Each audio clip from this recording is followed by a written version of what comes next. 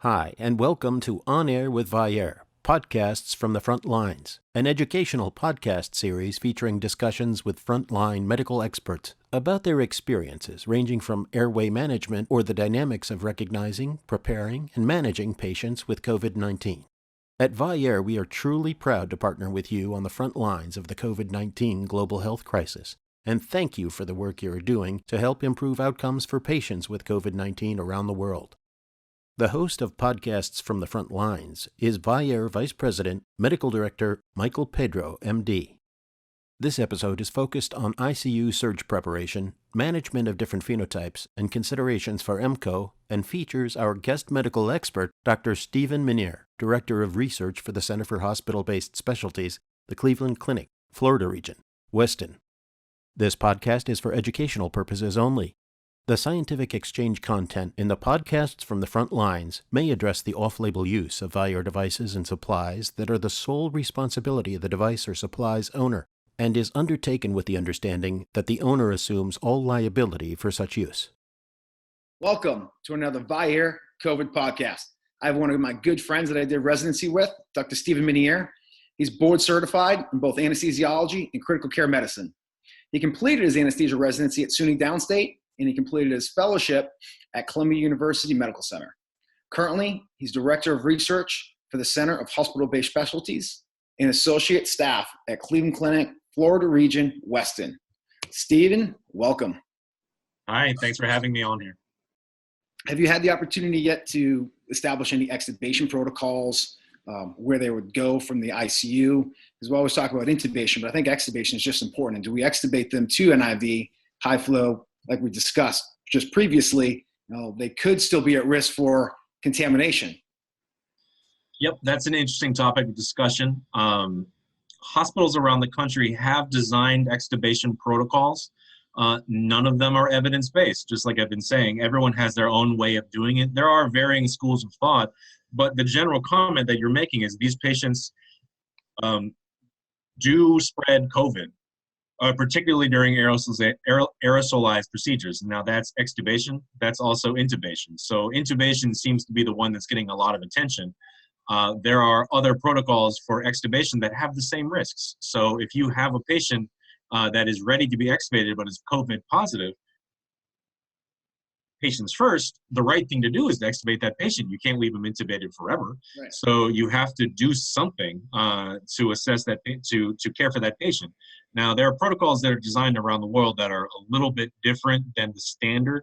The standard practice is still the same. You still get, everyone in general agrees that the standard extubation criteria haven't really changed. You're still getting a spontaneous breathing trial. You're still getting a rapid shallow breathing index. You're still getting your APG, and if you feel like it's necessary, an X-ray. And then as a group, you decide to extubate these patients. Some people around the country have decided to add additional layers of precaution towards making sure that they are truly ready. Nothing, well, certainly many things would be worse, but it would be a big problem to have these patients extubate and then fail. Again, having them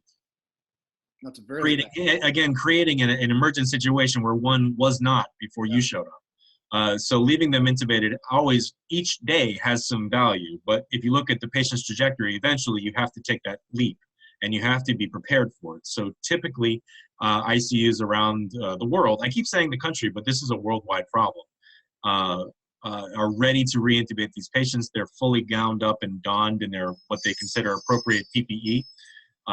They will extubate these patients, again, with additional layers of precaution. Now, that could be a T-piece trial. That's where they put a non-invasive breathing device on the end of the endotracheal tube and see how they breathe with no support from the ventilator.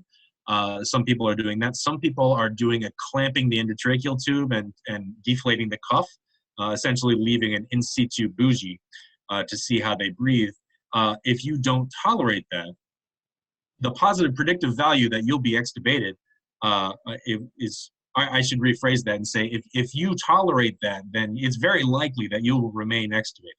Right. Now, that, of course, will leave a subset of patients that would, under normal circumstances, not would not fail extubation, but certainly can't have a clamped endotracheal tube in for too long. So that cuts out a select group of patients. So every patient is different. Again, guidelines are being made and rearranged at a moment's notice as the data kind of trickles in. In general, we strive to never create an emergent situation where there was not one before. So if you're going to extubate them, we in general strive to make sure that they're ready to be extubated. If those extra layers of precautions make sense at your hospital, then you should do it.